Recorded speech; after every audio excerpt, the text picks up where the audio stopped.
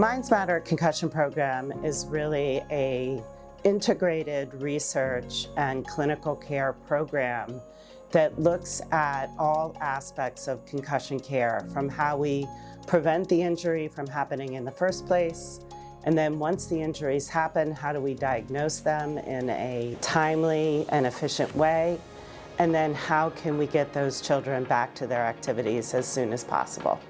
I think one of the exciting things about the Minds Matter Concussion Program is it's a topic that really affects almost every family. Nearly 20% of all adolescents will experience a concussion during their teen years. So by doing research in this area, we know that we are affecting a broad population of children and their families.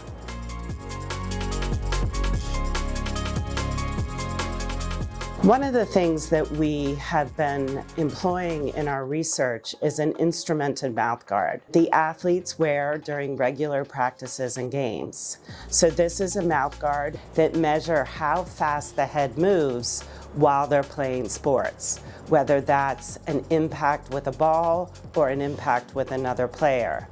This data helps us understand what the brain is experiencing during regular play, and then we can look at that data in the laboratory using computational modeling to really try to understand the effect of certain impacts on the brain itself.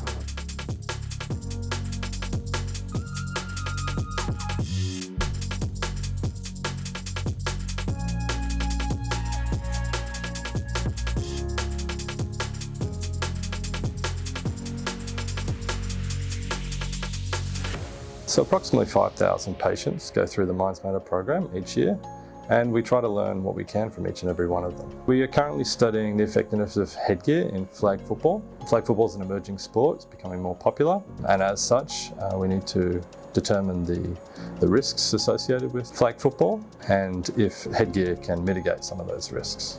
Our participants range from those who have sustained a concussion and come into the sports medicine clinic to those who are participating in sports, and whether or not they've sustained a concussion, we can monitor them and we can use them to compare as healthy controls to our injured participants. For our data collection at the professional level, we're able to compare that to established standards for adult data.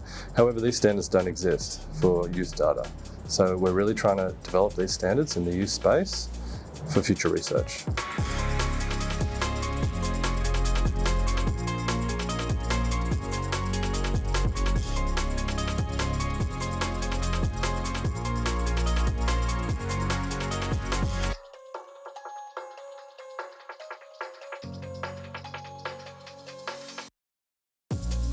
Prior to joining Minds Matter, the majority of my research was in protective helmets. However, since joining Minds Matter, I've been able to bring my biomechanical expertise and embed that within the multidisciplinary nature of Minds Matter and put the biomechanical findings within the clinical context.